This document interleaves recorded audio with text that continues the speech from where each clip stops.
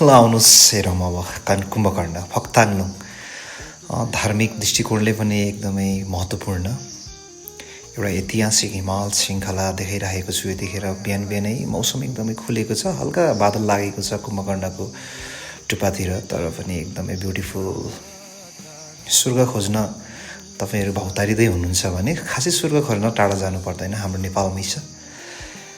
छेउमा पाँचसुली हिमाल कञ्चनजङ्घा हाम्रो ताप्लेजुङमा रहेको एउटा यो ताप्लेजुङको सम्पत्ति भनौँ, विश्वको तेस्रो हिम श्रृङ्खला, नेपालको दोस्रो हिम श्रृङ्खला।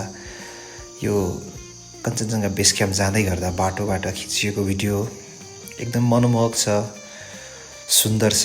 यही बसौँ बसौँ लाग्ने खालको दृश्य छ, तर हिँड्नुपर्ने बाध्यता छ।